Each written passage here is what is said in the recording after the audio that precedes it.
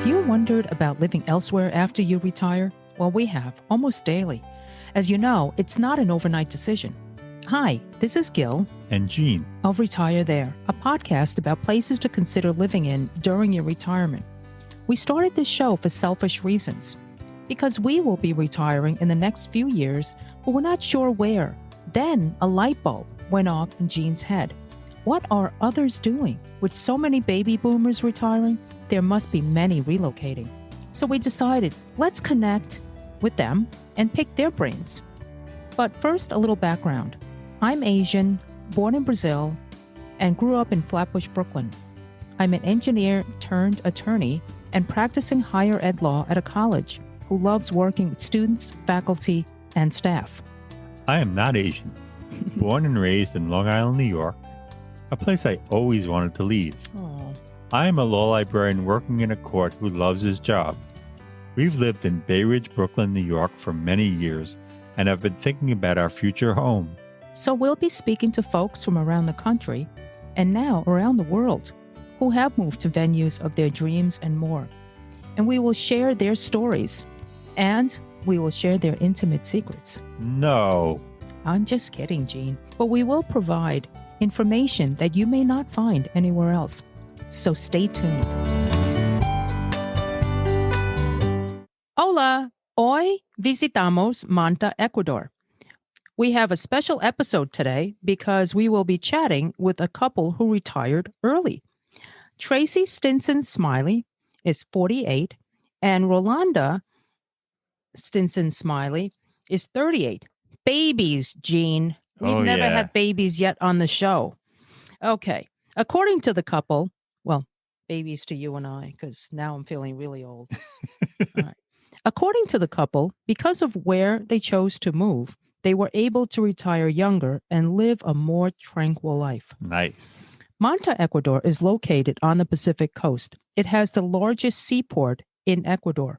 With a population of around 220,000, Manta is a medium-sized city, about the same number of people as in Scottsdale, Arizona, according to vivatropical.com. Manta has one of the larger economies in Ecuador. The main industries are fishing and tuna canning and processing. Processed tuna is exported to Europe and the U.S. international tuna corporations, including Bumblebee, Van Camps, British Columbia Packers, and Conservas Isabel.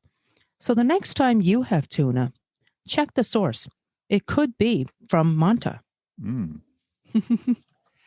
Traci was born in Orangeburg, South Carolina, but grew up in the military. So she was kind of raised everywhere. She attended school in a small town called Copperas Cove, Texas, and later attended Executive Secretarial School. Most of her career was spent as a product distribution specialist, and then in her later years, she worked as a legal assistant. She retired from being a paralegal, decided to enroll in a course to get a certificate in teaching English as a foreign language, to teach English online. Traci loves gardening and landscaping. Traci's wife, Rolanda, was born and raised in Chicago, Illinois. She attended Columbia College in Chicago and was a technology product manager for the majority of her career. It's funny, Columbia College, I always think of it as an art school, but we'll talk about that later. She still works, but just part-time, about less than 20 hours per week. Rolanda enjoys crafts and is interested in interior design. Together, they love traveling. So guys, how did you arrive at this decision to retire early? I think COVID. I mean, we were sitting at home for a year and my work hours had started to exceed over 80 hours. And I literally woke up at 4:30 in the morning. My company was on the East Coast. My client was on the East Coast. I woke up at 4:30. I was at my computer before 5 a.m. I didn't end my day till about 7 p.m. every night. Computer all day, every day. And Trey and I, when we met, we both were interested in living abroad. And the whole retirement piece just didn't come until COVID happened and I was just burnt out. I think we both were burnt out. Yeah, exactly. I work for a company called SEIU, which is a union. It's the Service Employees International Union. And we did labor law there. And so during COVID, our primary people that we represented it were nurses and techs and all of that in the hospitals. So my job went from normal to crazy when it happened. Lord. And already at normal, we were talking about, in 2025 or so, we're thinking about, we want to move abroad. We want to do other things. Well, that exasperated the way I was feeling through that whole thing. And I was just like, I'm burnt out. I'm tired. I'm 48 years old. And I was like, 65. I don't want to go that long before I get an opportunity to really enjoy my life. So we really started exploring the idea of, if we're both working remotely, why do we have to sit here and do this? And if we can find somewhere that's reasonable, Trey can retire and not do any of this at all. Yeah. Right. Yeah. Now, I forgot to mention, where did you move from? Yeah, we were in Seattle, Washington. So we lived in a suburb called Federal Way of Seattle, Washington. Yeah. Okay. Wow, and such a nice place, but expensive. It's beautiful, but it is extremely expensive. Mm-hmm. So basically, no matter how much you made, you work to live, basically in Seattle. So you said the two of you met years ago, right? We actually have only been together for 3 years. We've only been together for 3 years. Yeah. Yeah. The crazy part is we married in July 1st of 2019. But the crazy part is we both came to Seattle from Dallas, Texas. We lived there at the exact same time. The whole scenario was that everything we did was exactly the same, but it took us both moving to Seattle to meet each other. Yeah. Oh, okay. Now, how old are your children now? So my son is 19. Trey's son is 27, and I have 2 grandkids. Oh, you're a grandmother at 48? Yeah, see, I'm more grown up than y'all gave me credit for. All right. First of all, both of you look a lot younger. So I give you that. And I assume your children are not in Ecuador, or are they? No. Okay. Her son Caleb just went off to college, so he's in University of Illinois. And my son his wife and his kids live in Dallas, Texas still. Oh, okay. How did you come to choose Manta? So I think that's an interesting story for us, because when Trey and I met, we talked about living abroad. Like, that's always been a dream of mine. Like, I used to have a travel job, and I traveled throughout the entire US. So I've seen most of the US. And so my next point of interest, like the thing I wanted to do, was like move abroad. And so before I met Trey, I was kind of planning on doing that. I was looking into Italy. I was looking into Costa Rica, those places. But then Trey came along, and like one of our first conversations, we started talking about living abroad, and we both were interested in Costa Rica. So that was our first place that we were going to go, was Costa Rica. Yeah, because I had visited there and fell in love immediately. And it was just like, I am moving to Costa Rica. But I am not a planner like Ro is. I kind of do things as they come. And Ro is more of a researcher. Yeah. So as much as Trey says that Trey would have moved to Costa Rica, if I hadn't came along, Trey was not going anywhere. Or Trey would have got to Costa Rica and been deported. Oh, that's too funny. We had 2 guests from Costa Rica, and we've heard amazing things. So what happened to Costa Rica? So COVID is the answer to everything. No. Yes. Hey, listen, I retired a few days ago, and COVID was the accelerator. Yay, congratulations. Yeah, but you were going to retire anyway. Thank you. What's that? You were going to retire anyway. Well, I don't know that it really, I was going to eventually, but it just sealed the deal, Yeah. It did. Yeah. I was it like us where you felt like since we were in the middle of the pandemic, I felt like we were working more. I was working more than I ever had before. Trey too. And that was just I know a lot of people that kind of quit and just was like, I'm done, or took a year off or retired. I mean, I felt like at my company, we were losing people like every week. It was insane. Yeah. By the time I actually put in my notice in April, we were having those like goodbye Zoom happy hours once a week. It was, It started with that. Yeah, I think burnout. I know exactly how you feel. I'm still working, and I don't know if I'm in fact working more, but I feel like I'm working more. Yeah. Because you're just so tired. grueling. I think it's mentally grueling. Yeah, it's mentally. A lot of people have become like really depressed, clinically, and it's something that we will never forget. Yeah, totally. Yeah. I mean, it used to be where you would work and then you would go home to get away from that, and now you've invited all of that into your home. Yeah, right. And so there is no escape. There is no escape, right? Yeah. But on the other hand, I mean, I know the show is not about COVID, but this is such a big topic. The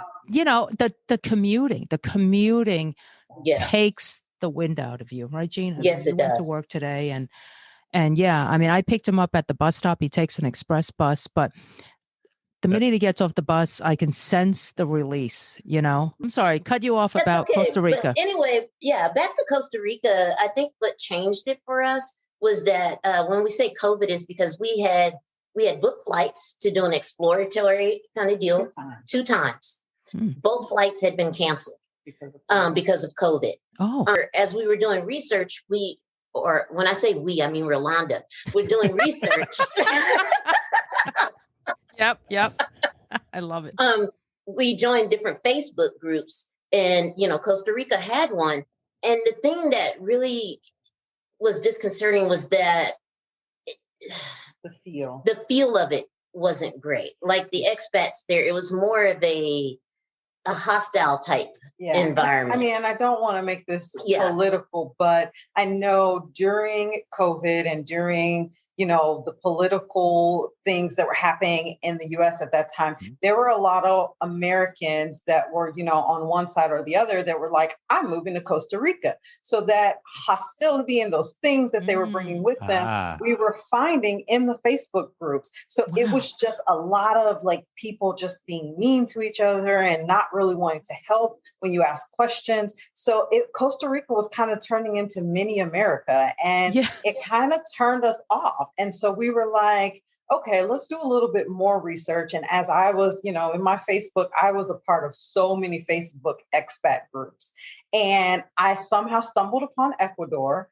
And from there, I stumbled upon a group called African Americans in Ecuador. Oh. And the woman that runs that group, Jewel, if you look on any of her pages, she's boasting about Manta because that's where she lives.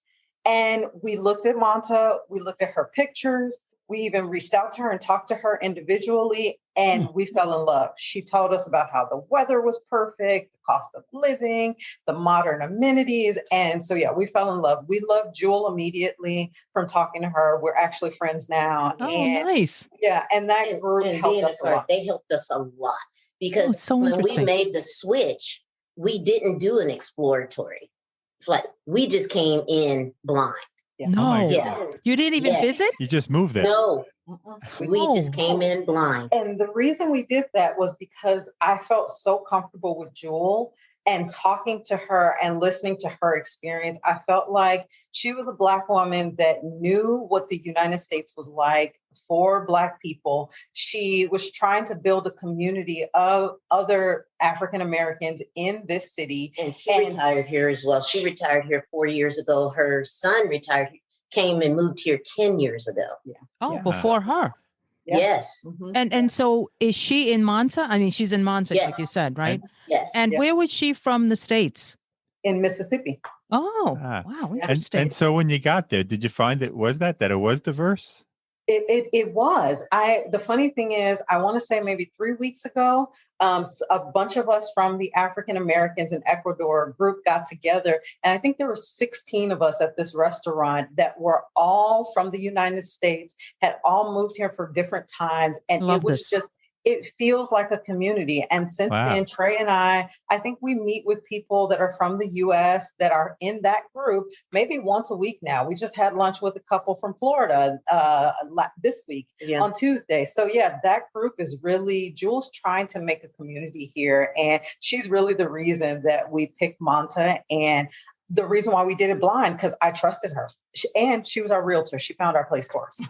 Wow. Interesting. When we were talking about finding places to live, she knows so many people here that she guided us through the process, sent us pictures back and forth, negotiated things, translated our lease agreement. I mean, she did everything for us, gave us ideas on who to go through for our visa process. I mean, she helped us and guide us. And she does that with all African-American people who are serious about moving. Yeah. Oh, wow. That is such a resource. Yeah, you're so lucky. You know, that's good for people to know. It's not so much luck because you did research, Well, right.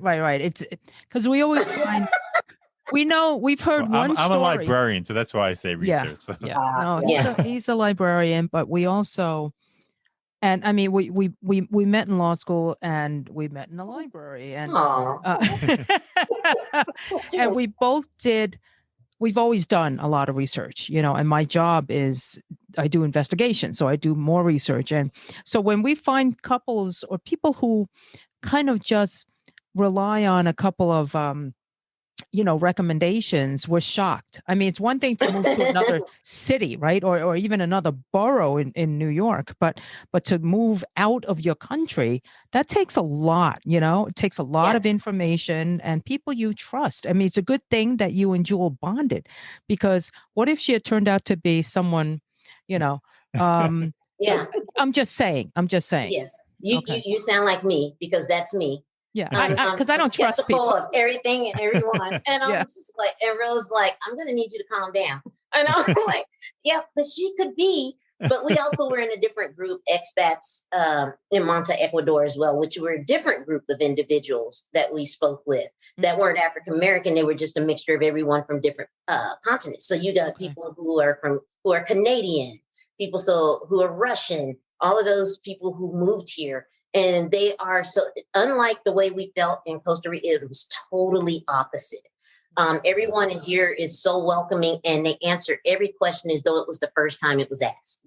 That's great. That's so nice. Yeah. I mean, I have to tell you, it's funny because Facebook had been known to be a big source for baby boomers, which both of you are not. All right. No. Because I know I'm on the tail end, and I actually got off of Facebook a bunch of years ago, and I stayed off for a good, I want to say 5 years, because it just got to be too much, right? Yeah. Everyone was on. I come from a family of 7. Everybody's on. And then you feel this, for me, it was stressful to get on and like try to keep up with everyone. And then all of a sudden, if you don't say something, it's like, oh, well, this one's gone to Hawaii for vacation. What have I done? Nothing, because I didn't say anything, So I just got to the point where social media got to me and I got off.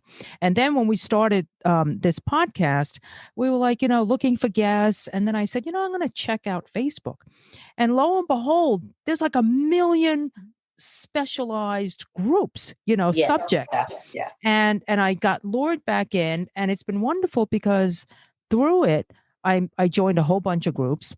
And I've actually made friends with a whole bunch of people, not even for the podcast, but through that. I mean, that's how we met. So it's for the listeners out there.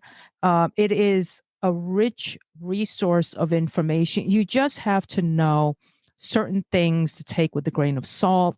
Like you guys said, there are a lot of negative, nasty people too. Yes. And the groups actually will protect the person asking the questions at time. They'll just go nuts on the negative person. So in that sense, it's super useful. Very good. Very good. All right. Okay. You talked about obtaining visas. Are you trying to obtain a permanent residency? No, we decided not to do permanent residency because Ecuador's temporary residency visa is so attractive. It lasts for 2 years and you can renew it as many times as you want. And it's just as good as a permanent residency visa. Yeah. So the only difference is if we had gotten a permanent residency, we would be eligible at 65 for a lot of the elder discounts that they do here for older people. So, I mean, in grocery stores, you have a specialized line. You get 60% off your utility bill. 60? 60% off. Wow. Yes. Oh my. They are very elder friendly here. Yeah. You get, you get discounts on utility bills, Wi-Fi and cell phone bills, and there's and public transportation. Public transportation is already pretty cheap. I mean, a cab is $1.50 to ride around town. I think the bus is 35 cents. Yep. To ride it, and you get a discount from all of that as well. Yeah. Oh, yeah. wow. Wow. Yeah. So, I when you hear discounts, you think of like, I don't know, Macy's, 25%. So it's really not discounts, but these are official real discounts. Yes. For the entire country for anyone 65 and older, which is really nice. And that's attractive if we were, retirement age. But since we're much younger, the temporary residency visa also gives us a little more leeway to travel. I believe with the temporary residency, you can stay out of the country for up to 180 days per year. As a permanent resident, I don't think you have that much. It was half of that. I think it's 90 days. Wow. Yeah. Interesting. So, yeah. If you're a foreigner, because I believe that after so many years that goes away, but at the beginning, you can only stay out of the country for a short amount of time. And they just recently changed this. Yeah, the laws here change pretty frequently. Every 6 months, something else changes. This was one of the major ones that we were like, oh, okay, so we can just renew every 2 years and keep doing that until we get ready official retirement age per se. Mm-hmm. And like I said, a lot of the retirees here love that. They're treated very, very well here. Even in lines, if the lines are backed up, say at the grocery store, they have a specific lines that are just for people who are elderly, so they do not have to wait. Oh, I love that. Yeah. So when you say the laws change every 6 months, any other one that comes to mind? We first started looking into the temporary residency. There was some restrictions on how long you could stay out of the country. When you were in the process of applying, you couldn't leave the country. That has since changed, hence why we're going back to the USA in next month. The other thing that's changed 2 year where you can renew it, I believe the temporary residency was you can only renew once, and then you had to apply for a permanent residency. Now you can continue to renew and renew and renew. So their visa laws change pretty frequently, but they're also very favorable for people that want to immigrate to Ecuador. Like they very much want foreigners here. It's good for their economy. They have very little restrictions on foreigners doing business here and starting businesses here and buying land and property. They definitely want more foreigners here in Ecuador. Okay. So did you guys buy or are you renting? We decided to rent first. Most people who come here, they will tell you to rent before you purchase anything. Mm-hmm. Here in Ecuador, it's easier to buy than to sell. So if you buy property here, which most people are so excited to do because it's really, really cheap. But if you decide you want to live somewhere else, it is I'm going to keep it clean, dang near impossible to sell the property. Keep it clean. Okay. Potty mouth. I told her to keep it clean. Yes. That was my lecture before we got on here. Yes. Look, you know what? If it was up to me and it didn't turn anyone off, it's not really like potty mouth, but it's when it's the right word, it's not. Right. Except I agree. The only problem is for a podcast, we'd have to check the box for adults, and we don't want to do that. Oh, we did that? No, we don't want to do that. Oh, no, I didn't. I mean, that's why we don't want to curse. Okay. All right. No, that's fine. No, I respect. Okay. Yeah. And it's super cheap to rent here. It's less than you would pay. I mean, it's less than my mortgage is at home. And the amount of space that you get here for the price that you pay is ridiculous. And that's just, honestly speaking, it's crazy. I would say though. Oh, go ahead. No, I was just going to ask, like, can you give us some averages, for a 2-bedroom? Oh, yeah, absolutely. So one thing I will say is that where we're at in Manta, One thing that it is hard to find is more of a house for rent rather than apartments. So Manta is a city that is building and rebuilding. So in 2016, an earthquake came and almost and completely devastated Manta. Yes, I remember. Yeah. Completely devastated Manta. They have had to rebuild. If you look at the city now, there's a lot of high-rise, beautiful condos, very reinforced for earthquake because of that, because a lot of the buildings crumbled because of the earthquake. So it's very beautiful. So you're going to find a condo on every corner. Like you're going to find a condo. Wow. It's more adult friendly, I would say, than family friendly as far as housing, because most of the places here, you're not going to find anything above a 2 or 3 bedroom. 3 bedroom is hard to find in Manta. 2 bedroom is majority of what you will find here. Okay. So 2 bedroom condos can range anywhere, and it really depends on the beach. On the beach. Beachfront property. It depends on a couple of things, but I would say the low end is more like $750, $850 a month, and the highest is about $1,500 a month. Oh, even that's really reasonable. That's on the beach? Yeah, yes, that's on the beach. Access, walk out, you're on the beach. Wow. So the reason why, what would differ a $1,500 apartment than an $850 apartment is decor and furniture.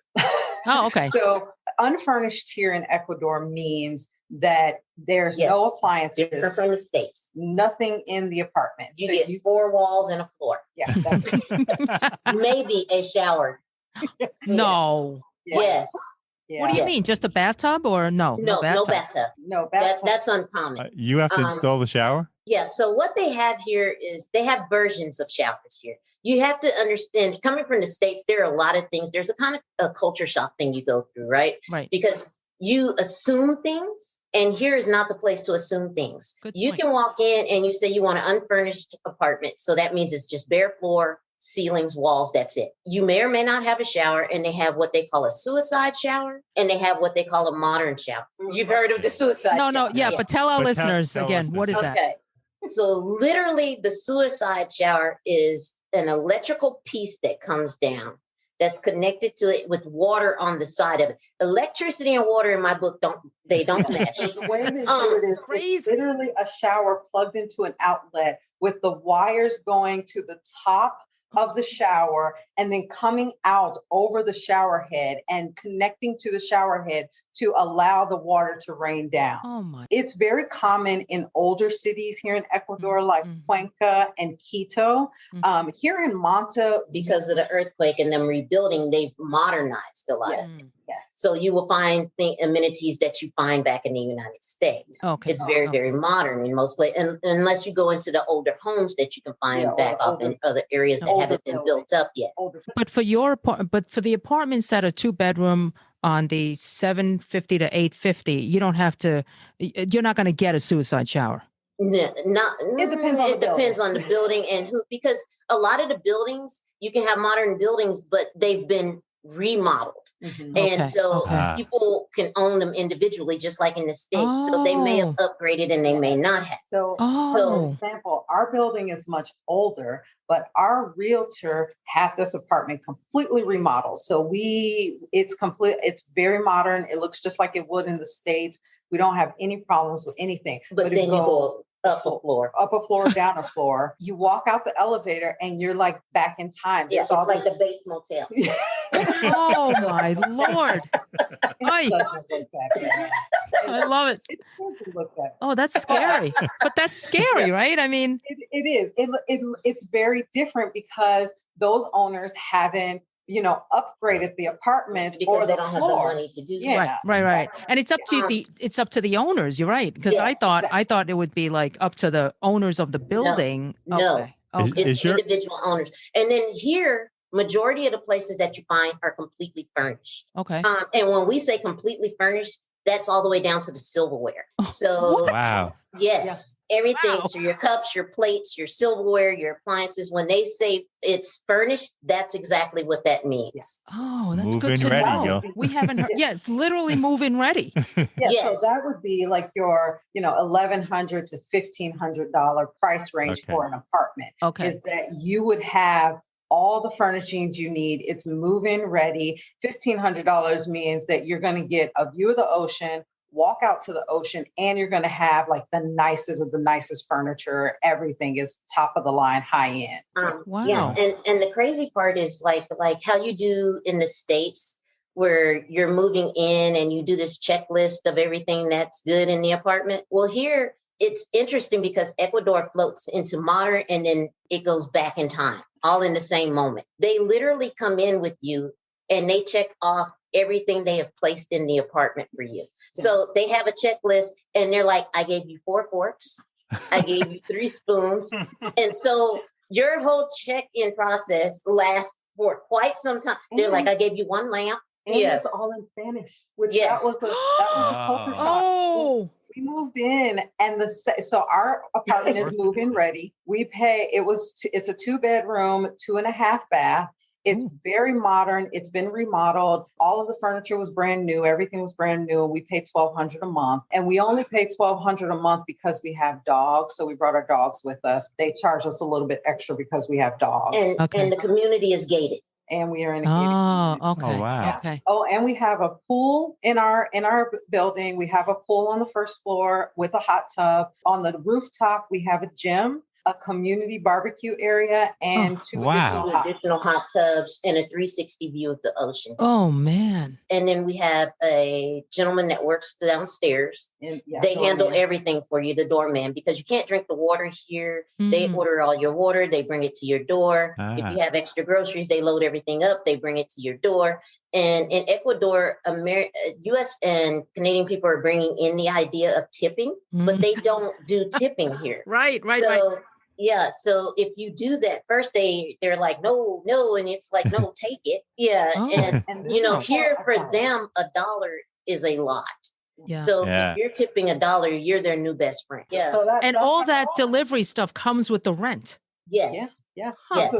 And we have security at the front and Wi-Fi and everything comes with the rent. Fiber optic Wi-Fi. Oh. The entire city is decked out with fiber optic Wi-Fi, faster than anything we had in the States. Including on the beaches. Yeah. Oh, and they just put in Wi-Fi on the beaches recently. How cool is that? And I know. Oh man, that's like is cell phone less expensive also? Yes, we actually just bought a cell phone because we needed an Ecuadorian number for our in order to get health insurance here. Yeah.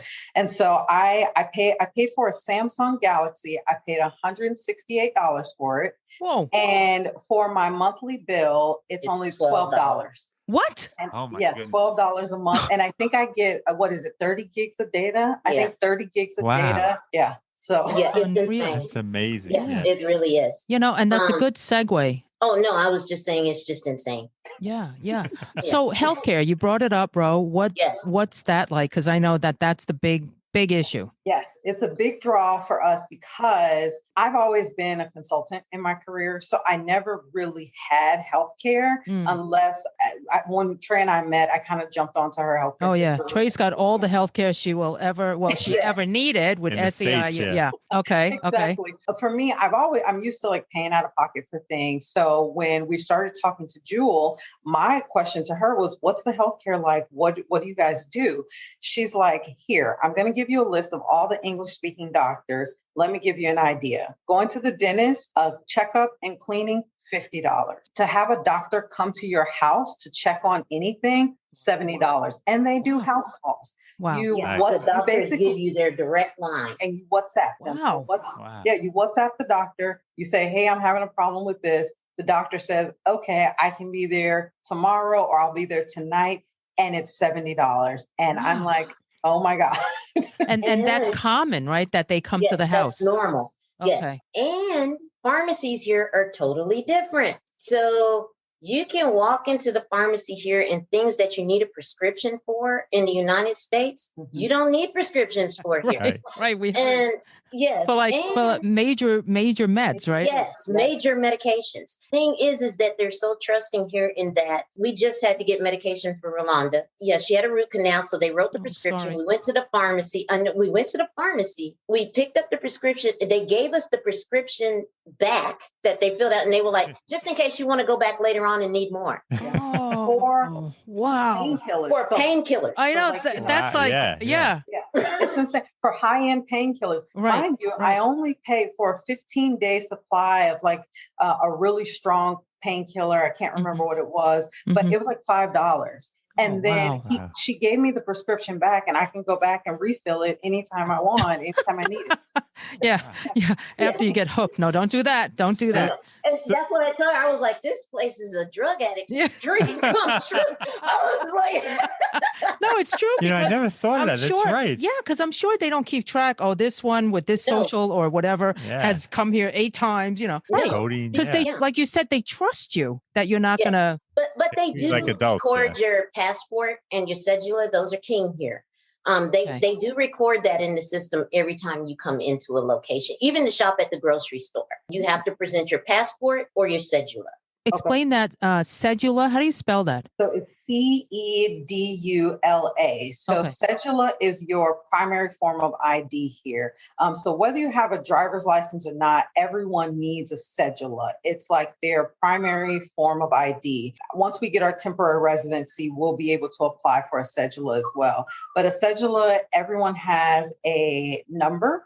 When you go to like grocery store, like a big grocery store like Mega Maxi, they'll ask for your cedula number. When you go to, and you pay a different price when you have a cedula versus not. Oh, so you pay cheaper when you have your cedula versus your passport, because now you're no longer considered a tourist. And you can leave your passport at home, right, for safety. Yes, you just carry copies.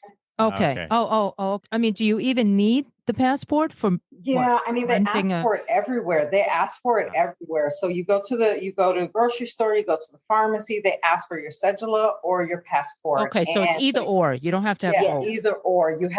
So once we get a cedula, it'll make things easier. I think that's also how they track people's age, because if you look in the grocery stores, there's like 3 different prices on things. So I believe one price is for like, elderly adults, so people 65 and over. One is for foreigners, I hate to say it, but for people that don't have a cedula. And then you have the regular price. So if you have a cedula, you get that price.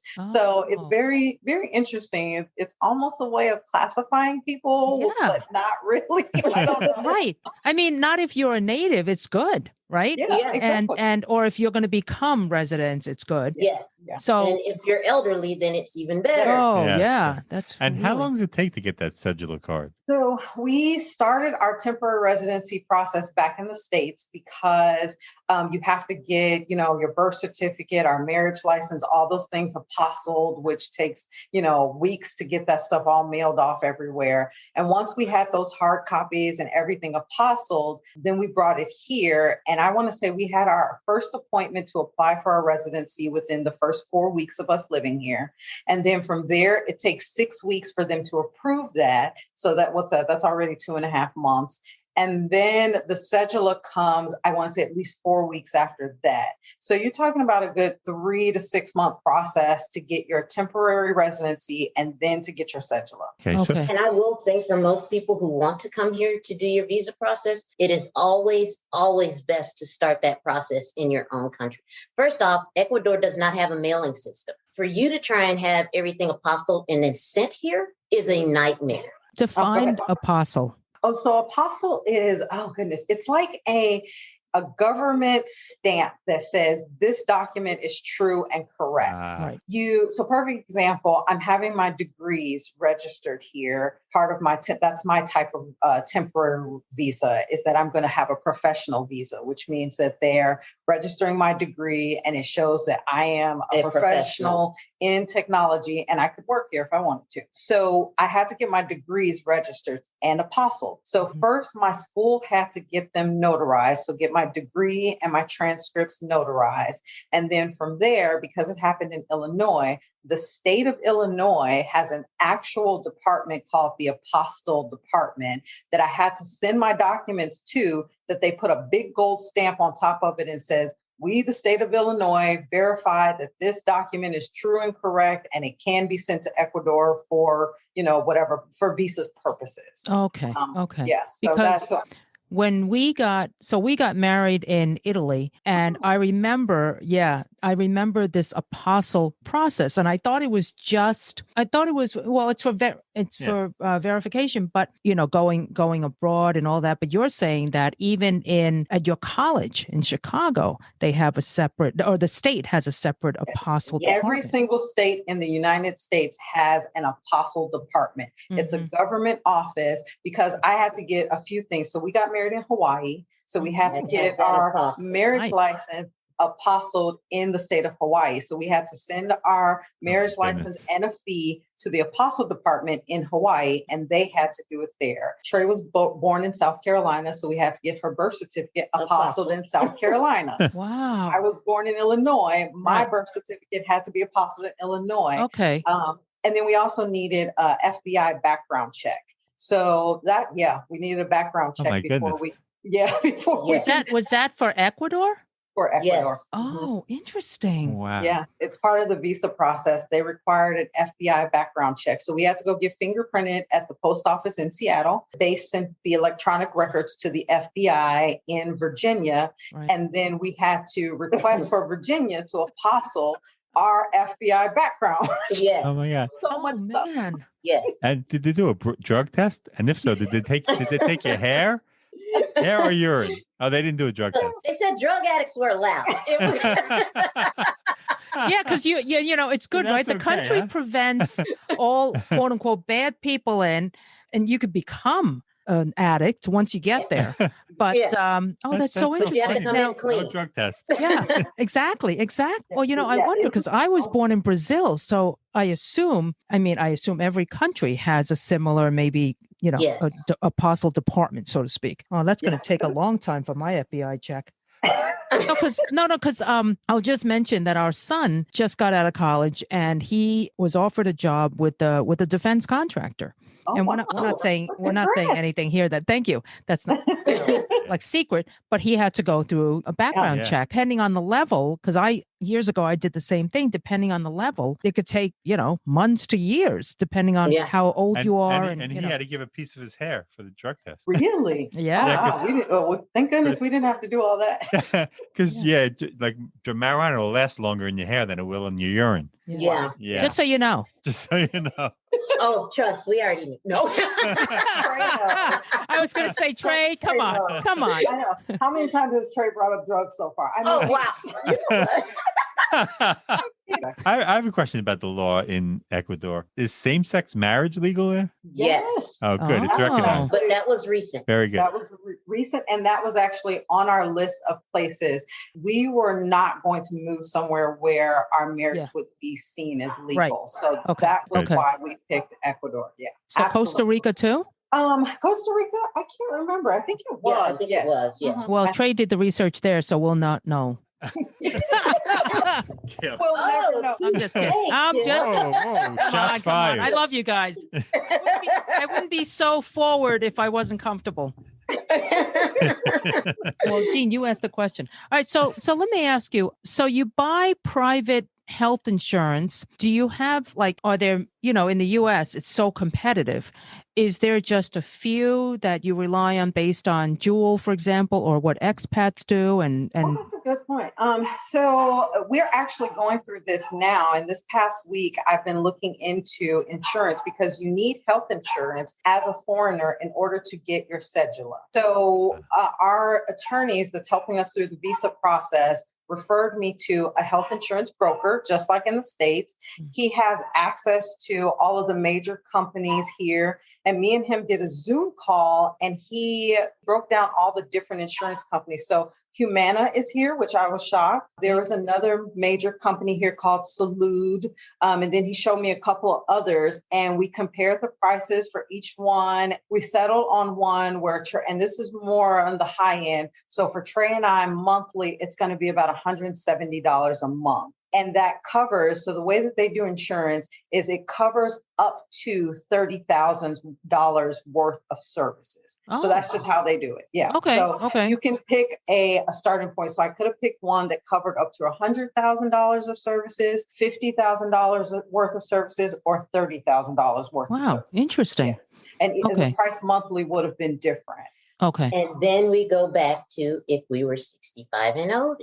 our friend Jewel indicated that she pays $80 a month for her wow. and her husband. Mm. There is a government insurance. It's a Ecuadorian government health insurance, and it's called IESS. I'm sure in Spanish they pronounce it some other way, but it's IESS. And once you're either a permanent resident and you're 65 and older, or you are a temporary resident with the proper paperwork, I believe you have to be a temporary resident for so many years, or I don't know exactly how it works, but you can enroll in that government health insurance, which is much cheaper, like Trey said, which is $80 a month. And that's what some of the expats that we've seen that have been here a long time, that's what they do. And how's the ability to find a good doctor? I mean, I know that you were given some names, but if you weren't, let's say I didn't know Jewel, how do you? It's interesting because everything here is word of mouth. There is a part of the city. So there's a university in Manta, and it's like one of the best universities in Ecuador. And I believe it has a medical piece. So there's a whole, where the university is, there's a whole medical park. Oh, nice. Okay. Where there's like this brand new hospital. There's also a hospital that's specifically for the government insurance, the IESS hospital. Mm-hmm. And then there's another hospital that anyone can go to, whether you're public, public health. And so it's like this whole medical park. And then there's individual doctors' offices for specialized things, all in that area. When we did a tour of the city, when we first got here, our cab driver showed us that whole area. So in case we need medical place, or medical anything, we just say, take us to like the medical park. I don't know what it is. So all the pharmacies are there, all the individual doctors' offices are there, the hospitals are all there. So it's a one-stop shop area. Okay. Wow. So it seems like no one is uncovered, so to speak. I mean, that's exactly true. So there's no, are there homeless people? Is there a population of that? It is. It's weird. So we've seen a few homeless here and there, but it's not as big. So we come from Seattle. I don't know if you guys know anything. Oh my goodness. Seattle. Oh yeah. Oh yeah. So Seattle, sad. Yeah. Oh my goodness. Yeah. Seattle's going through this whole tent city thing where the tents are just popping up everywhere. Even we were living in the suburbs and we were starting to see them, come down to our area. Mm-hmm. And I have to say, it's not as bad as Seattle. It's not. It's not even close, but they're big on family here. Mm-hmm. So the families take care of you no matter how much or how little they have. Mm-hmm. So you don't really see that too much. And I will say that Ecuadorian. So one of the things that we learned in doing our research coming here is that, the average household income for an Ecuadorian person is what, $400 to $600 a month. And so one of the cab drivers that we regularly use, he's become a friend. He speaks English. He's learning more. We found out that it's him, his wife, and his 2 children. And I think his nephew stays with him. And their rent is like $100 a month. And he was so happy because he was like, it used to be $150, but when things started going bad, they lowered it to $100 for me. And I was like, that's a big drop. Wow. And that's in Manta. And so, but that's more like the inner city of Manta without being like on the beach. Yeah. All the foreigners that are coming here, we want to be on the beach. So, so the prices we gave you are along the actual beach. If you go deeper into the city, you can pay $200 or $300 a month. Sure. Okay. Back to doctors. Do most of the doctors speak English? No, that's why the expat community, I believe, created a list and stays so close on Facebook. Every day there's posts about, can someone recommend a doctor that speaks English, or can someone recommend, me a dentist that speaks English? I found that the dentist that I went to is one of the few dentists in the city that speaks English. So his prices are more expensive. Oh, wow. So if I wanted to go and, to an Ecuadorian dentist, someone different, I mean, he is Ecuadorian, but if I wanted to go to a different dental office, I may have paid like $30 for a cleaning and a checkup. Yeah. So it sounds like you need to speak Spanish in Manta. Do you all speak Spanish? We laugh because it's an ongoing joke between us. Prey thought that she was going to come here and not learn Spanish and just pick up on it as she goes. I was like, I'll do better if I just merge among the people. Right. You'll immerse yourself. Whereas she was like, Trey, I really think she's just diligently taking all of these Spanish courses. And I'm like, yay, bro. You do that.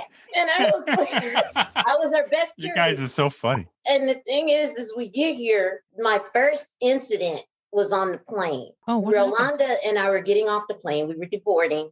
Rolanda gets off the plane and something went wrong and they closed the doors when I was getting ready to get off. So they turned to me and let me say this. Being in a country of brown people, they naturally assume that we're all Ecuadorian until you speak. So they turned to me, the pilot, the stewardess was Ecuadorian.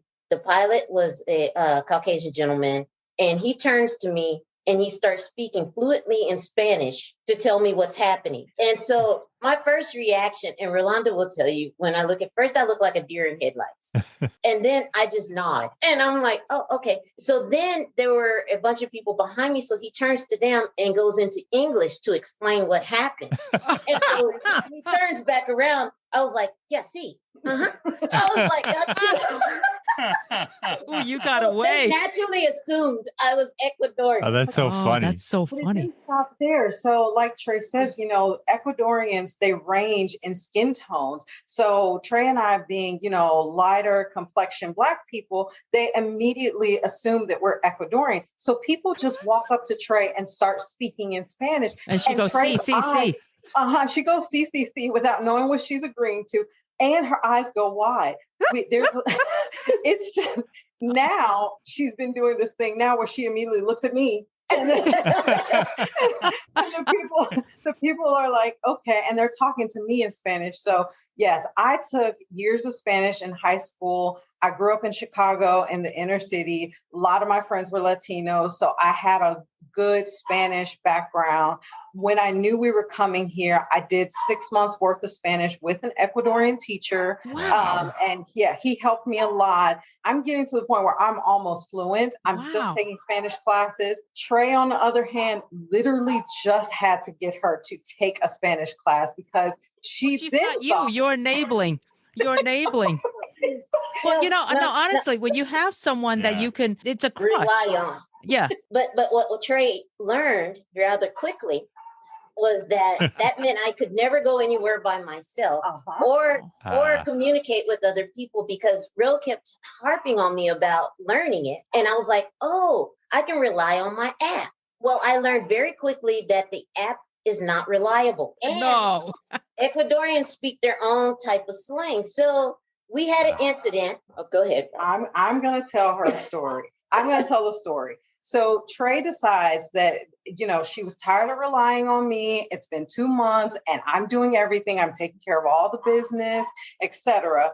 So Trey's like, I'm going to set up the appointment for the vets to board the dogs. I'm like, okay, perfect. I'm going to do it. Everything's through WhatsApp. Yeah, so everything's I can type it using my app. Mm-hmm. Oh, by the way, I hear the dogs in the back. I think they're speaking Ecuadorian. Yes. Sorry about that. No, yes, no problem. We're in a different room, but we have a little pug that just, she has to be heard at all times. Yeah. And so Trey decides that she's going to use the app to send a message to the vet's office in Spanish. So when she sends it, all I see, I'm looking over her shoulder. All I see is question come back in Spanish with a lot of question marks, a lot of exclamation points. And I was like, what did you say? So I looked at it. I didn't even know what she had wrote. And so we went to a translation app. We went to 2 of them to see if we could figure out what Trey asked. Somehow Trey asked, do you go in dogs? Do you go inside of dogs? Something. Oh my God. And then when they sent the initial question and exclamation points, I tried to clarify and sent back another message. Oh, God. And at this point, I asked if they did abortions on dogs. Oh, no. Were you trying to get them spayed or neutered? No, I was trying to board them. No. I'm sorry. Oh, yes, she said that. They're trying to board them. Yes. My God. But that's not even the funniest part. No. The person came back so I was angry. I was like, Trey, this is such a small city. These people are going to know it's us. Oh my God. I was so mad. Finally, maybe 3 hours later, they sent back a message and said, do you just want to speak in English? Oh my goodness. That's That great. is so funny. That is so great. At that point, Trey decided to take Spanish classes. Oh, really? Yes. So I am taking Spanish course. No. Well, that's what Yes. it took, huh? Yeah, but what? Yes. Okay, so talk to us. It's not regular Spanish. What are you No. taking? So my teacher is also Ecuadorian, and she's in Guayaquil. And she explained to me the process because Ro was having a hard time transitioning even after years of Spanish. Depending on where you are in Ecuador, each area has a different kind of slang Spanish that they speak. And she told me the reason for that is that most Ecuadorians don't go past sixth grade. They know how to speak Spanish, but they don't know how to write it or the correct grammar for it. So they create their own shortened terms for it. Yeah. So like an example is, I know you guys have heard like buenos dias, buenos Which is good noches, morning, buenas good night. tardes. Yeah. Here in Ecuador, they shorten it and they just say buenas. You just walk by and you say buenas, buenas. Okay. Ah. But I don't know if that's in all of Ecuador, if that's just in Manta where we're at. Definitely people shorten things and they don't have correct grammar. So the things that I was learning in school years ago was like the perfect way to, say something grammatically correct. Here, they don't necessarily care about grammar, just as long as they can like get their point across quickly. And they speak very fast Yes. on the coast. We learned once we moved here that Manta is where they speak the fastest Spanish.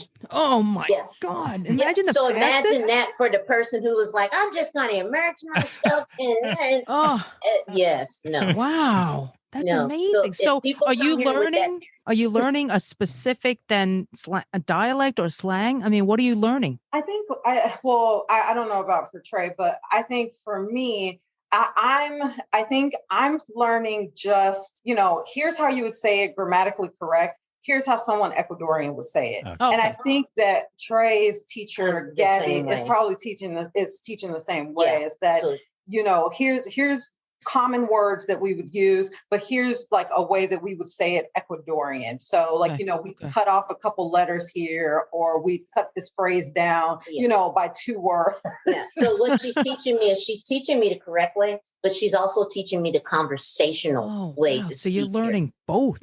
Yes. And we heard from a guy in Costa Rica that one of the ways that they've done it is so long as you have like the main nouns or Nouns and verbs. You're and good. I think that's true for all language, Yes. like baño or Chinese, you better know how to say bathroom, right? But you don't have to know the full sentence. I think people know that. I mean, right away, of course, they're going to be like, you stupid, foreigner.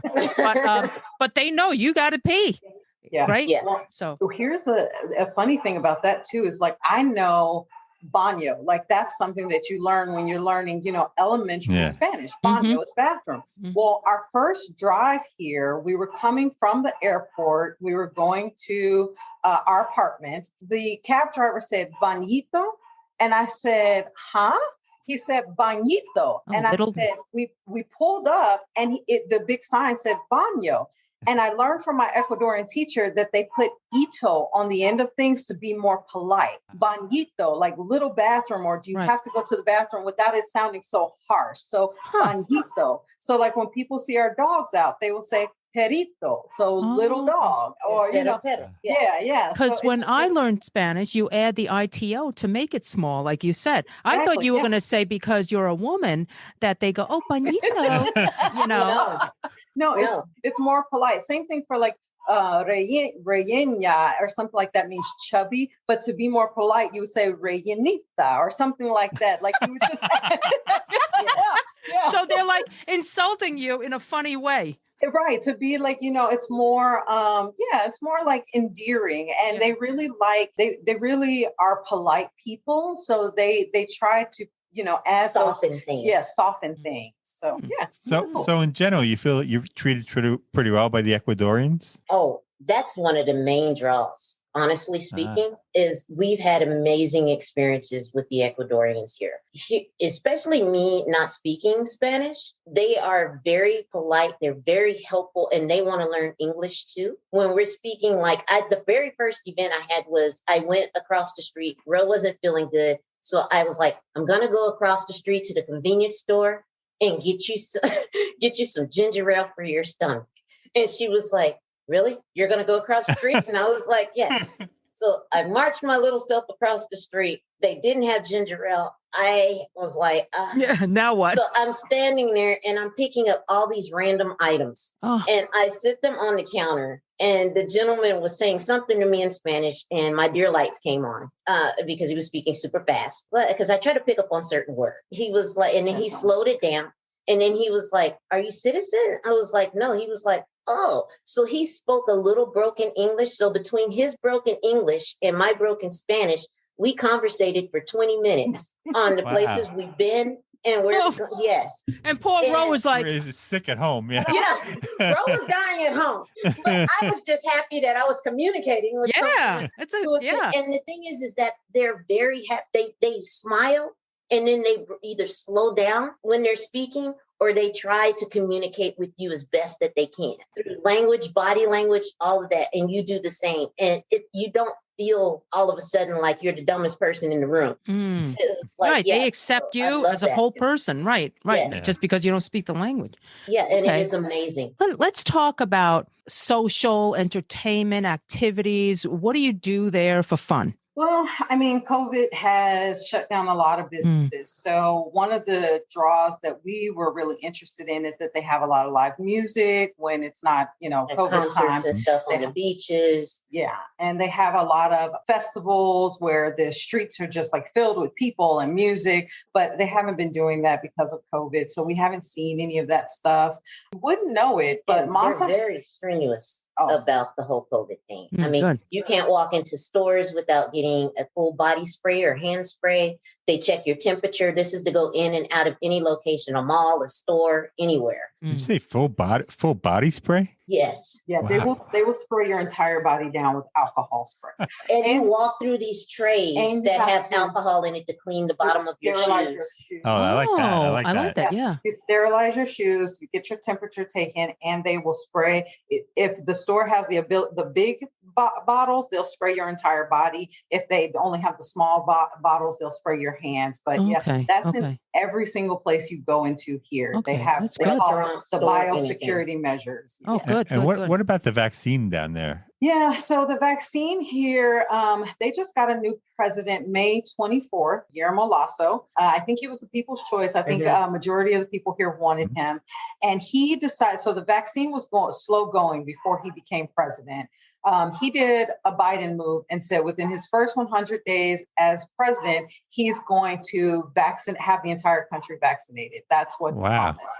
And so he's been working deals to get more shipments of vaccines because Ecuador is getting vaccines from China and from the U.S. and Japan. And so they're Russia. And they were doing Russia. Okay. They got the Sinovac. I don't know if you guys have heard that. They just got 20 million doses of Pfizer from the U.S. recently. Nice. I think that was last week. So yeah, they're trying to go a little bit further with the vaccine than they were before Lasso became president. Okay, so neither of you qualify yet because of age. So we actually were vaccinated prior to getting here.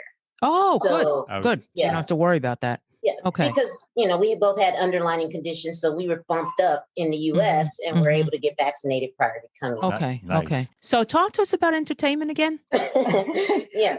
So you wouldn't know it. Manta has a really good food scene. They have one of the main strips here is called Restaurant Row. And there's about 30 restaurants down that street, and they're all open. Even with COVID, they're all open, just with restrictions on how many people can be inside, and tables have to be spaced apart, et cetera. So the only thing we've really done social-wise is go to the restaurants, check that out. We've done a couple of city tours with our cab driver. Of course, the beach. We've been to the beach twice a week since we've been here. Wow. They have all kind of sporting events and stuff like that down there for you to do.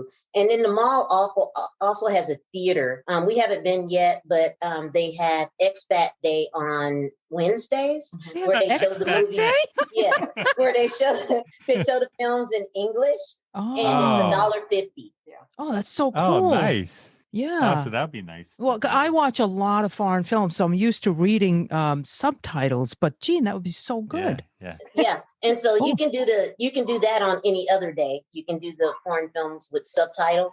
So they're in Spanish, but it's subtitled in English. Mhm. But those days are $4 to get into the theater. For expats, it's a expat day. It's $1.50 plus with your popcorn and your drinks and all of that. Good That's so jazz. great. So, All that for $1.50? yes, And ma'am. that's is that a new movie or? Yeah, because didn't the Fast and Furious come out in the U.S. Fast and recently? Furious 9. That's just recent. Yeah. Yeah.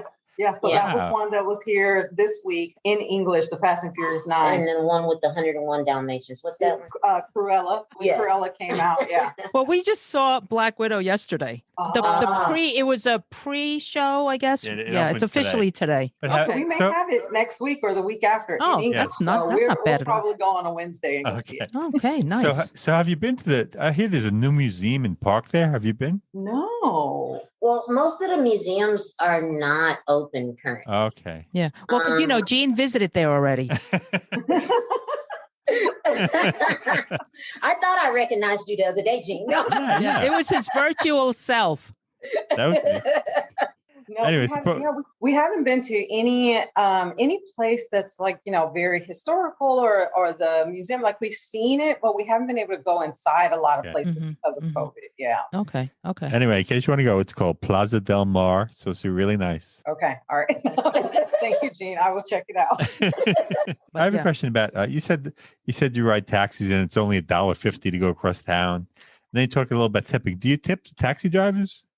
So it's weird. So yes, we do because I usually have dollar bills. So I'll just give them $2 and keep going instead of haggling about price or, knowing that. So Ro doesn't like to use coins. She can't determine the sizes between the dollar coins and the quarter coins. Let's just keep it real, babe. So she'd rather just give everyone $2 and keep it pushing. Let's talk Ecuadorian money. I'm going to clarify because when we got here, we brought $1 bills. I did not know that Ecuador was big on dollar coins, which are the little gold coins. They're dollar coins, but they're the same size as the quarters. If I'm digging in my purse, I don't have my glasses on. They have a different face, real. I can't see the face. I'm digging in my purse. But isn't there a number on the coin? There's no number? Yes. I told her it's written on there. It's too small. Yeah, I'm like, I get that. I'm Team Row on this one. Sorry. Exactly. If I'm digging around in my purse in a cab at night, I don't want to have to figure out what's a dollar coin versus what's a quarter and have to count it out. So I like to just keep dollar bills and I just give the cab drivers $2. They have an extra 50 cents on top of it. And they usually are very appreciative and will want to pick us up the next time because I tip them. Oh, there you go. I will say a big thing here too is that you don't want to have large denominations in money. You will rarely find anyone who has change for a 20. Everything is like cash is king here. They don't really do debit and credit at all, which is why I say it's kind of a step back in history a little bit. The way that they do it is in time. I'm sorry. So yeah, it's a cash-based society. Like I said, most places, they only want dollars or coins. That's it. Yeah. And when you get change from someone, you're only going to majority of the time get coins. Okay. So yeah, prepare to carry a lot of heavy change around. We knew that prior to getting here. So we brought a lot of dollar bills, which we're low on. Which we're very low on because someone doesn't spend the freaking coins and only wants to give everybody $2. All right, so a stack of dollar bills. Oh my goodness. And I guess no one can see that on the podcast, but we brought a big stack of dollar bills. I'm sure TSA was like, "What is happening?" They were like, "Why are you money laundering?" They're like, "Yeah, are they clean?" Yeah. So Ecuador uses the currency is the U.S. dollar. That's correct. The coins you said are mixed. So you can have an American quarter?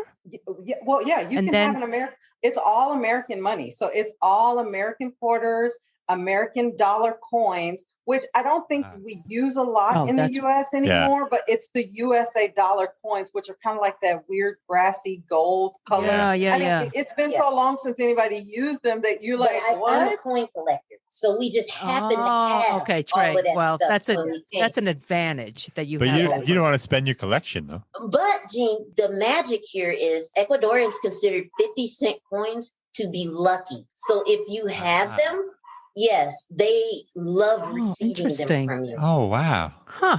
So, yeah, those big 50-cent coins that we used to use in the U.S. Which I had a lot of. They have a lot of those here. So they use all U.S. dollar monetary and coins. It's just coming from the U.S. when I didn't carry cash at all. I only carried a debit card and my ID. Like that's literally all that was in my purse, you know, and my Costco card. So coming from the US when that was the only thing in my purse to now having to keep track of bills again, the denominations, the different coins and what they are. I mean, and you can't argue that the US dollar coin and the US quarter are close in size. It's close in size. One's heavier. To her grave. Yeah. All right. Let's go on to. Say that wait, can I ask a related question? I'm sorry. Opening a bank account. Oh, yeah. Tell us that process, because we've heard in other countries it's a little difficult. And do you have to do it for your visa? For our visa, because I'm doing a professional visa, it's not required. If I was doing a retirement visa or an investor visa, I would have to. The retirement visa is that you're going to live on retirement income, but live in Ecuador. An investor visa means you're going to invest in Ecuador, like you're going to buy property or you're going to put your money into a CD in a bank. Because we're doing the temporary professional visa, I don't have to do that. However, it makes sense to have an Ecuadorian bank account. The interest rates are really good. I want to say 8%. What? Yeah, Wow. Yeah. Whoa. 8%. Yeah. 8% on savings and CDs. However, it's hard because you have to have a cedula to have a bank account. Okay. And Catch 22. you don't get your cedula until you've been here like 3 to 6 months and gone through the whole process.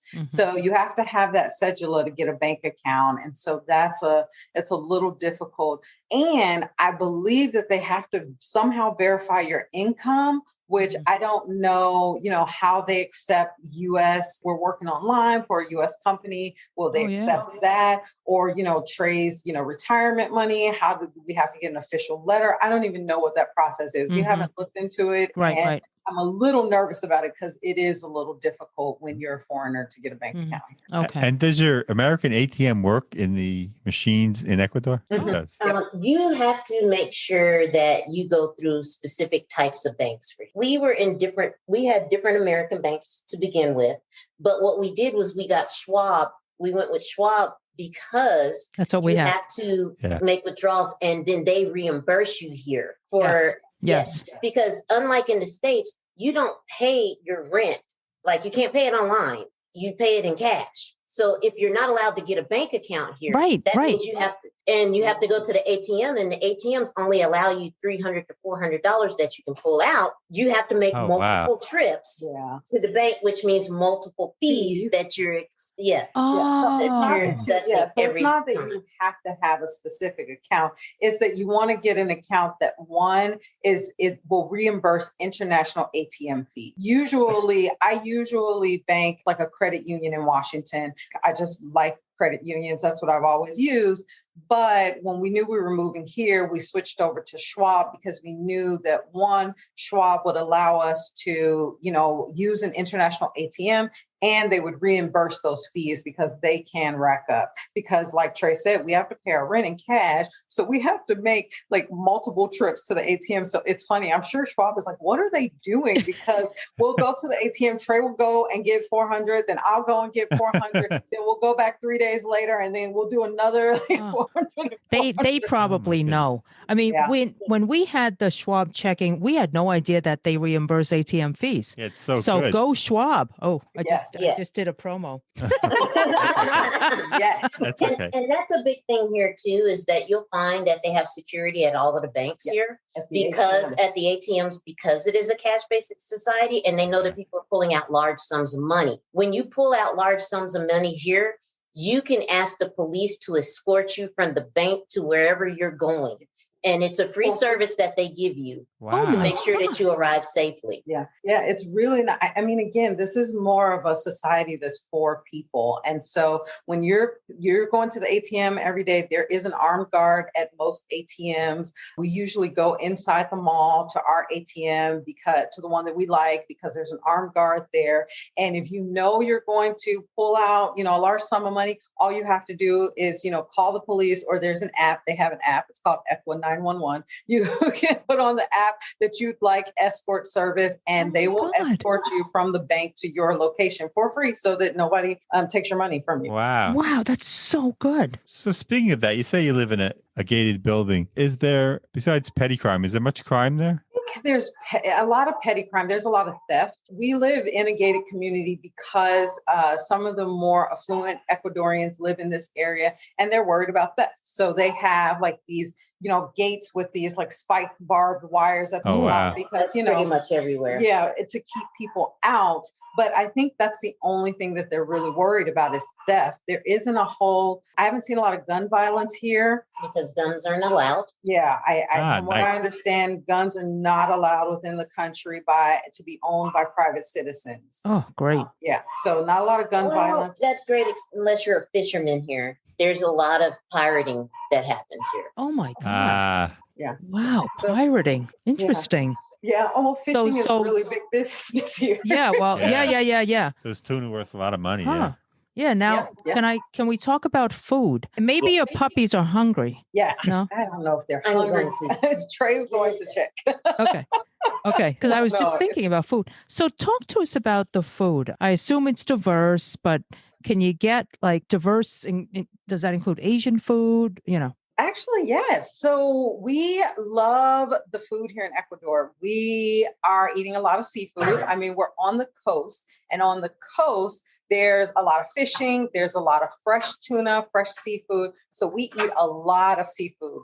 One of the main dishes here in Manta is called encebollado. It's eaten for breakfast, and it's a fish stew, which is really interesting. Yeah, it's a fish stew, and it's got all these nice root vegetables in it. It's very flavorful, and they, serve it with plantains and rice. And so that's one of their main dishes. And believe it or not, another main dish here on the coast is ceviche. Ceviche. Yeah, I love ceviche. They do fish ceviche, and they do a shrimp ceviche. And then sometimes you'll see a ceviche mixto, which is like all the seafood, all the different seafood. So there must be sushi, right? There is. Yeah. Oh my God. So our favorite restaurant here is a Japanese restaurant called Maido. The sushi is some of the, I don't eat the raw fish. Trey does. I do. Tuna. Sashimi. Amazing. So we've heard, my sister and her boyfriend came to visit already. They had it. Everyone that's eaten at that restaurant, it's like the freshest sushi you've ever had in life. Yeah. So nice. And literally right here is the fishing, the tuna port. The port, and we go down there, and they're bringing the fish up every day, and you go straight there. Wow. You purchase the fish right there, and they fillet it for you for $1. They'll clean it, fillet it, give it to you. Wow.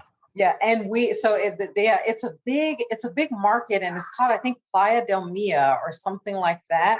That's where you can go and get the fish. You can see the fishermen bringing the fish fresh. You see all of the fish there on like laying on these tables, and people are just like skinning it, filleting it.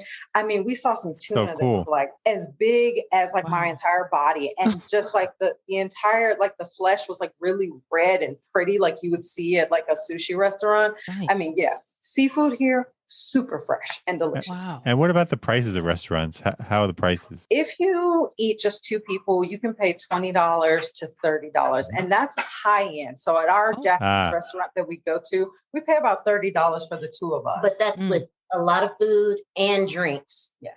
Oh, and drinks. Alcoholic beverages, yes. Wow.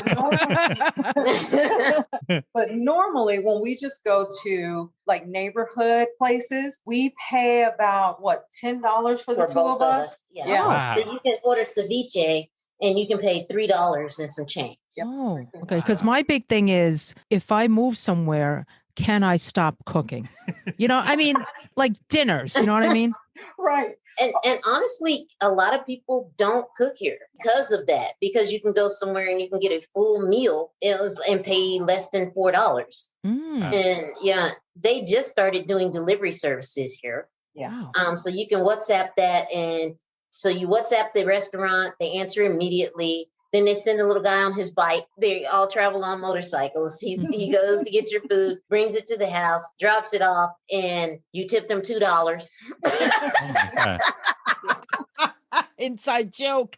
Okay. I know. I got that. I would say that it's really interesting because it's also that small town thing again, where I'm texting directly with a restaurant, hey restaurant, here's my order, right. And they send it to you, and the delivery fee, it's not like DoorDash in the States where you have like all these extra fees on top of it. I hate that.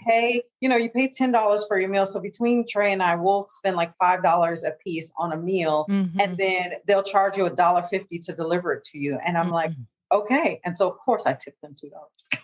But I will say, in doing that, all of the delivery drivers, cab drivers stop us always along the streets, and they're like, "Hi," Yeah. And they remember your name. That is and so they funny. Remember who you are? Yeah. They remember your names. That's nice. Yes. Wow, this is sounding greater and greater, Gene. I know. Yeah. The next podcast will be Gil and Gene move to Manta.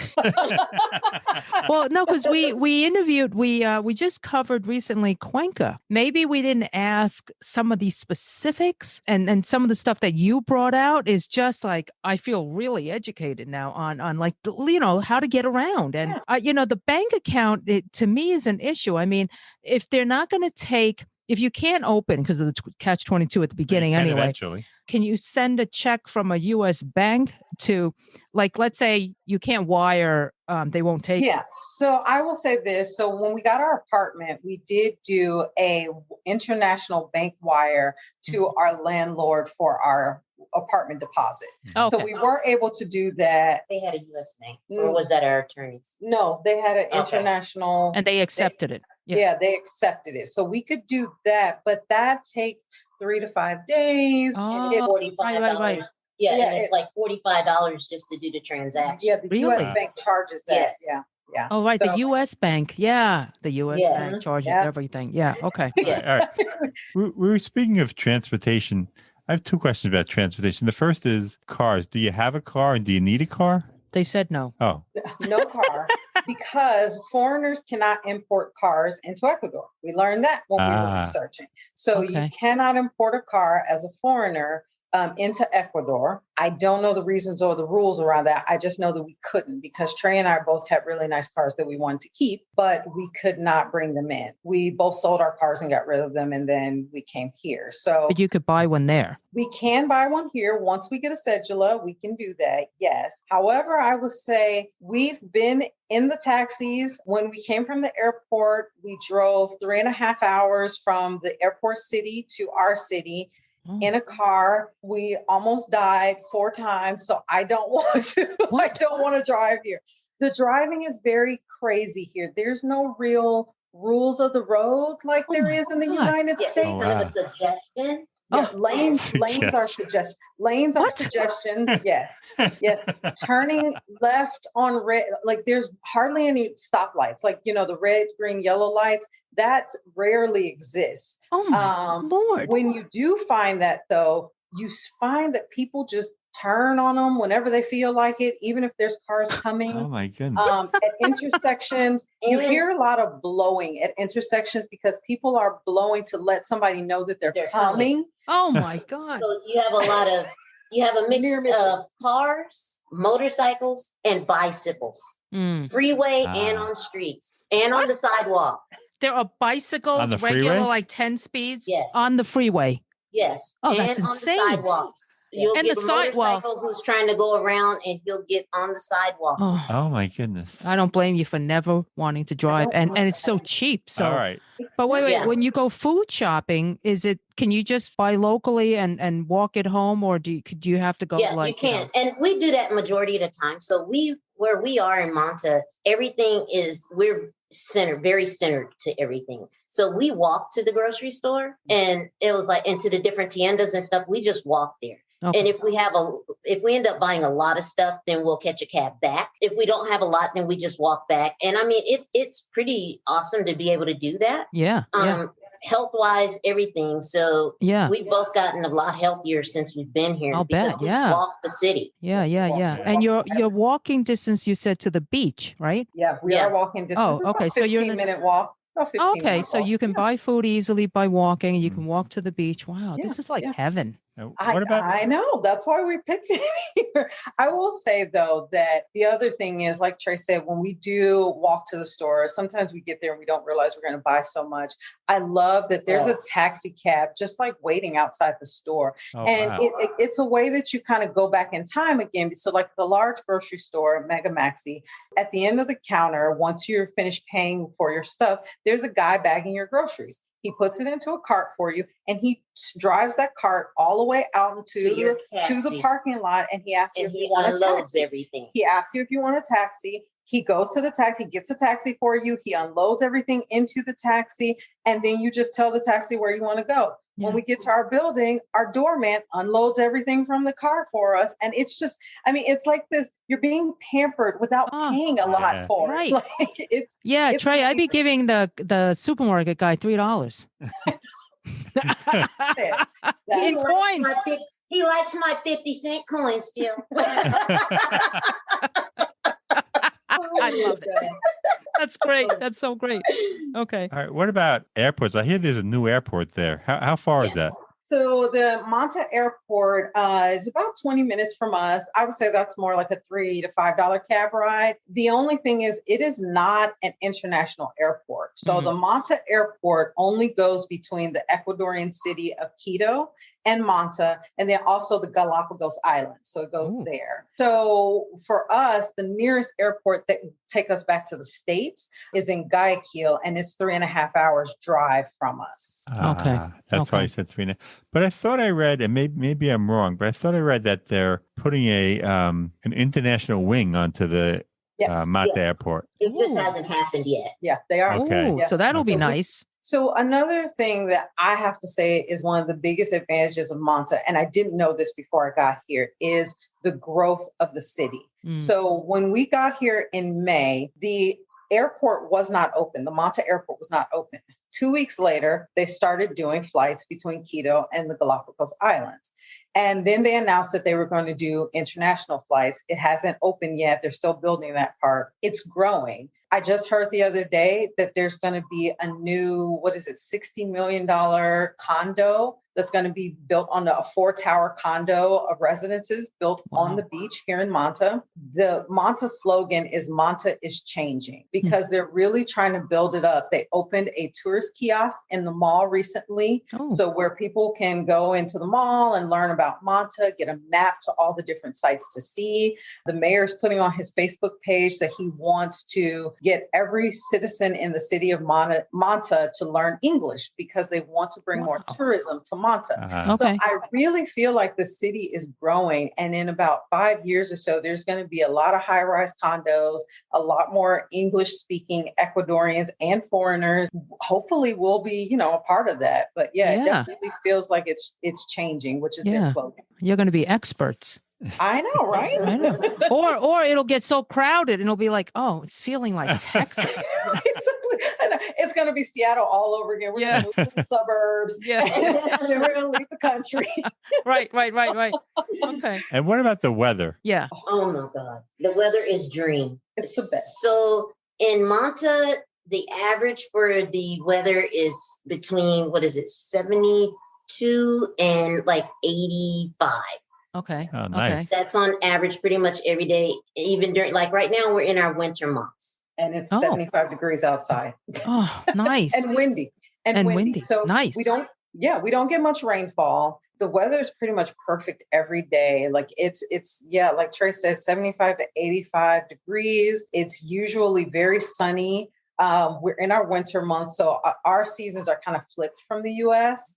So the summer months for the US are the winter months for us. So right now we're in our winter months, but this is the best winter I've ever seen. It's been like 70 to about 80 degrees every day. Wow. We had one night where there was a sprinkling of rain, but other than that, the winter really means a little more cloud cover and a little more wind. But other than that, it's just perfect weather all year round. It's interesting. For me at least. Yeah, it's interesting because you're on the coast. So I was reading the high season is January to March. Does it get real crowded there? That's what I heard. We haven't seen it yet, but yeah, I heard that. So a lot of these condo owners will put their condos onto Airbnb during that time, and the prices are insane. Wow. So while we're paying, $1,100, $1,200 for rent, people are paying that per week to, stay in some of these condos on the beach during the high season. Because their leases here are different than in the States, in that you can rent somewhere, sign a lease for 3 months, 6 months, 4 months, a year. Yeah. Oh, nice. So yeah, you can. That is nice. So you're not just locked into a location for an extended amount of time always. You can choose to only be there for a certain allotment of time. Wow. So it's an incentive, I guess, for the landlord to make the place as nice as possible, right? So you don't just up and go. Very nice. And here you can make changes to the place. You just have to leave what you've changed. Like if they have a suicide shower, we had some friends we know that had their own shower installed. Basically, the shower cost them $200, $25 to install. But she's going to be there for 2 years. So she was like, is the $225 worth my comfort for 2 years? Oh, yeah. Absolutely. Yeah. But then she'll have to take it with her. No, you have to leave it, she said. Yeah. You have to leave it, right? Once you make that change, right? Okay. Yes. Okay. Okay. Wow. We have covered so much. You guys are great. You guys are really good. No, you guys are good. No.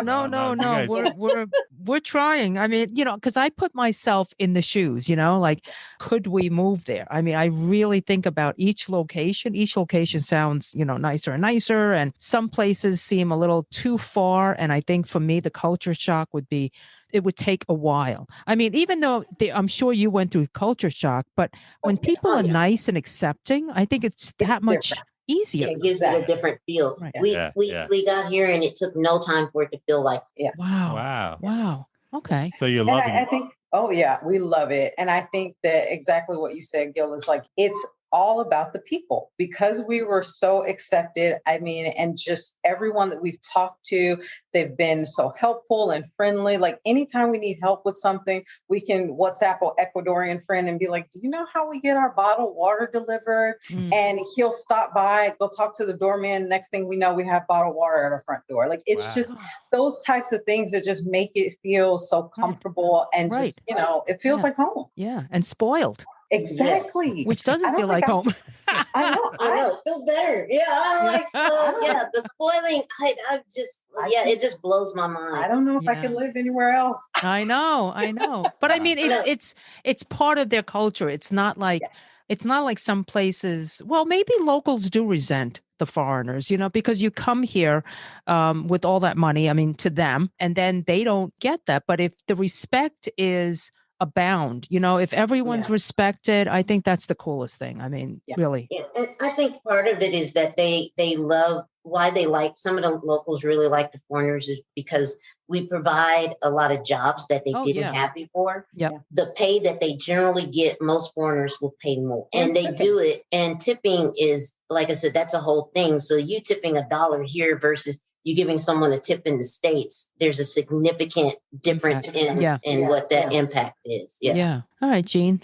Anything else that you can think of? Do you guys have any advice for someone wanting to move to Manta? Join the Expats and Amigos of Manta and Manabi group. That is one of the ones that we absolutely joined on Facebook. The moderator of that group is amazing, and he answers all types of questions. The people are warm and friendly. That's how I did a lot of my research. And then, like I said, if you're African-American, the African-Americans in Ecuador group on Facebook was a huge help. So I would say just research, because that's what I mean. And I don't know if Facebooking is considered research, but Of course it is. It is. Hey, look, it's, Wikipedia is based on people's input. People always complain about Wikipedia, and there are mistakes in Wikipedia, obviously. Yeah. but Yeah. there are just as many in Britannica, and people don't realize that. Yeah, trust that. He's a law librarian. He knows. That's awesome. Okay, I'm going to remember that. But When people because start those saying- guys, those professors, everybody thought, oh, they must know, Right. but they made stuff up like everybody else. Yeah, let me tell you, And I worked. Nobody questioned it because they had the PhD. Oh. You guys seem like a lot of fun, and you seem really nice. And we're just really happy you found some place that you seem comfortable in, and that just seems like a great thing. Yeah. It is. I mean, for us to come here sight unseen, I think we made the best decision we could have ever made. Yeah. Oh, good for you. Congratulations. Sounds a little crazy, but yes, it sounds like you hit the right place. Yeah, and Yeah. I always say you can always leave if it's not right. You're not Exactly. stuck.